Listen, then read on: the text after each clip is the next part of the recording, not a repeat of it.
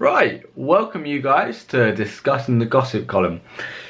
Now I'm going to go through the BBC's Gossip Column and let you know what I think about each of the little articles they post, because I love the Gossip Column. I read it every day and they don't give you enough insight on the stories they put up. So I'm going to go into each of them and let you know what I think. So first up, the title of it is Van Persie, Bilic, Sterling, Cech and Vlaar. Let's see what they got to say about them. So the first one, Serie A champions Juventus are preparing a 10 million offer of 31-year-old Manchester United for Robin Van Persie. Now I know that Robin Van Persie went to Manchester United a couple of seasons ago for 30 million.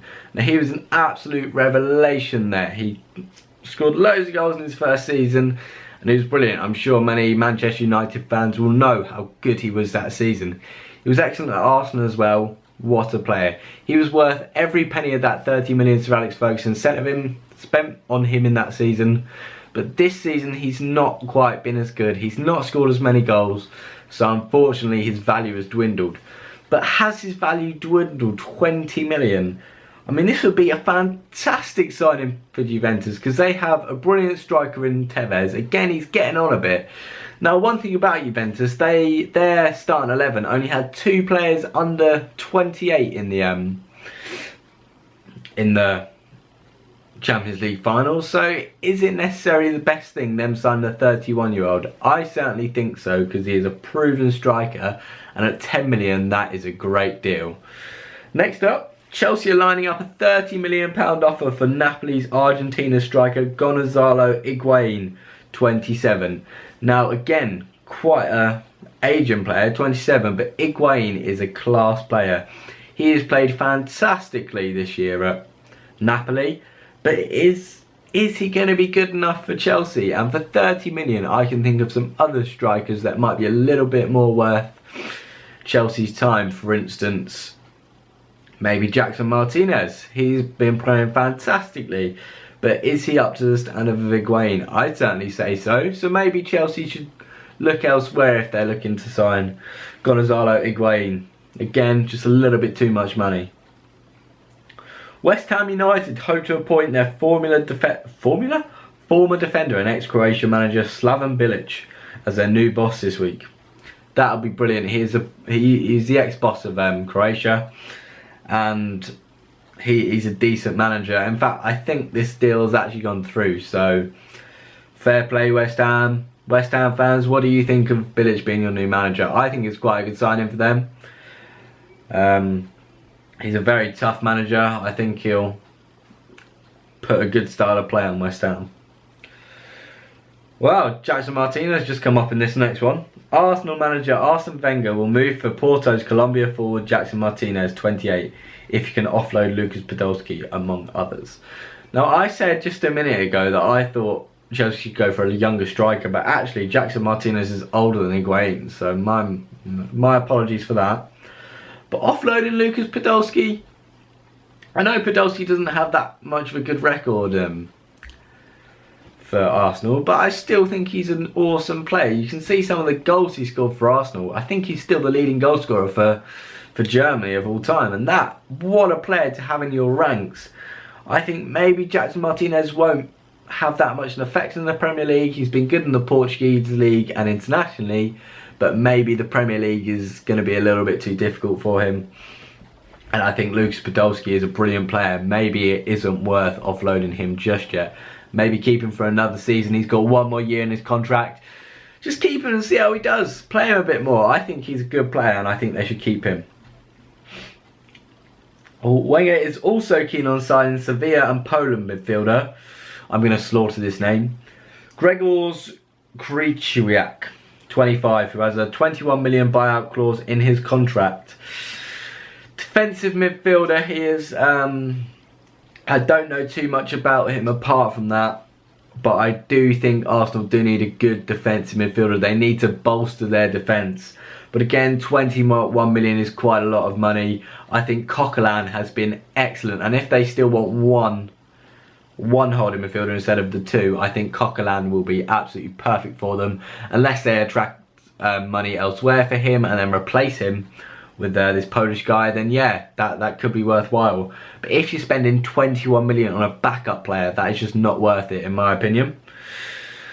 Along with Arsenal, the Gunners have been denied a 2.9 million bonus payment from Champions League winners Barcelona because Belgian defender Thomas Vermaelen, who they sold to the Spanish club last August, did not play a single minute in the competition.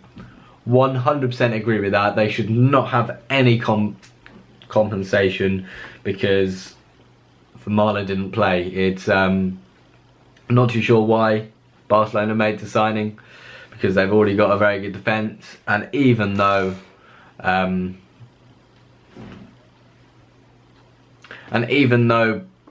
Barcelona signed him, I don't really think it's worth it. So fair play to whoever that was for making that decision. No payment. Anyway, what does 2 million mean for Arsenal? They have loads of money. They don't need £2.9 million. I know it may sound like a lot, but these football clubs, they don't need that money. Right, Mexico striker Javier Hernandez wants to revive his career at Manchester United after failing to secure a permanent transfer to Real Madrid. Now, I really rate Javier Hernandez, the little P as he is known. The little Mexican striker, I was watching Premier League years and he was absolutely fantastic. Some of the goals he was scoring, he's fast, he's quick, he's agile, he's brilliant positioning, he's good at headering, he's got a little bit of strength about him. He can wriggle away from defenders. I think he's a brilliant player. I really think Manchester United should consider keeping him and giving him some more starts, because I think he's a fantastic player. Keep hold of him at United, or someone else, please sign him and keep him in the Premier League. Chelsea goalkeeper Petr Cech has given Arsenal encouragement of signing him after stating he is keen to stay in London if he leaves Stamford Bridge this summer. Yes, Arsenal, go ahead, get him. Brilliant keeper. He's only 33. He's only 33. Why would you give that up? Edwin van der Sar went till he was like 40. Keepers have so much more life in them, and Petr Cech is still a top quality keeper. And Chesney's a little bit like that. So get him, Arsenal. The agent of Raheem Sterling has been criticised by former Red striker John Aldridge. I'd agree. Also, his agent is telling him to ask for more money. He doesn't need any more money. He's a footballer. I'd say, yes, he is a money-grabbing 20-year-old, even though he says he isn't. So his agent, just take 100 grand a week. What? I don't understand. Former Liverpool midfielder Danny Murphy says his old club need a top-class striker next season, despite signing 22-year-old Burnley forward Danny Ings. I completely agree. They haven't scored enough goals, which is why they finished where they finished. Danny Ings, he's a good player, but he's not good enough for Liverpool. He's not going to get them the goals. He's proven that he's not good enough for the Premier League. So did Ricky Lambert at Liverpool. Of course, Ricky's good enough for the Premier League, but he struggled at Liverpool. I think Danny Ings will do the same. Villa's 30-year-old defender Ron Vlaar, who has been offered a new contract by the club, thinks he can go a step higher. I completely agree. Ron Vlaar is an excellent player. He showed it at the World Cup, so keep hold of him. Try and keep hold of him, Villa, but he could play at a top club, in my opinion. Everton boss Roberto Martinez has ruled out signing new keeper after reiterating his faith in Tim Howard and Spaniard Joel Robles. Tim Howard's 36. I'd agree. Tim Howard's a great keeper. Robles maybe not the best backup, but I think Tim Howard, if he stays fit, is a fantastic keeper. Striker said there is no chance of New York City striker David Villa joining Manchester City on loan next season. I think that is rubbish. I think if Manchester City want him, they will have him because they own New York City and it's probably even in his contract. Newcastle United want Chelsea midfielder Ginkel on loan and are interested in blue striker Patrick Bamford. Bamford is fantastic. He's played for Middlesbrough and scored loads of goals. Van Ginkel, I don't know too much about, but if Chelsea liked him, I think go ahead, Newcastle. Get him, see how he plays for you. But Chelsea will want 10 million for Bamford, who spent on last season on loan at Middlesbrough. 10 million is quite steep, but could be worth it. He's proven himself in the Championship, but maybe in the Premier League you might want to look for someone with a little bit more experience. Sunderland Falls Stephen Fletcher says he is facing an uncertain future at the club and prepares to enter the final 12 months of the contract. I don't really care, but Stephen Fletcher isn't all that. Well, I don't think he's that good, to be honest. So, yeah, Liverpool defender Sami Hyypiä says he would like to return to Anfield to work on Brendan Rodgers' coaching staff. I think he managed Brighton for a while and got sacked. So I don't really see what good he'd do there. Fulham boss, ex-Fulham boss and ex-United coach Rennie Meulenstein is considered to become Rodgers' assistant at Liverpool. Again, I really don't know how much impact assistant managers have on the game. But yeah, go ahead if they want to waste more money.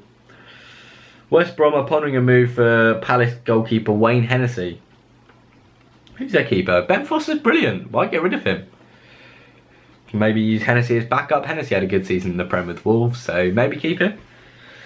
Gascoigne described England's goalless friendly draw of the Republic of Ireland on Sunday as horrific. I don't know. I didn't watch it. It didn't really interest me, and I'm glad I didn't watch it. But I'm sure it was horrific. Neil McDonald has completed his first player deal as Blackpool manager, agreeing an extended contract with 17-year-old winger Henry Cameron. Brilliant. Keep the youngsters in. Get them in.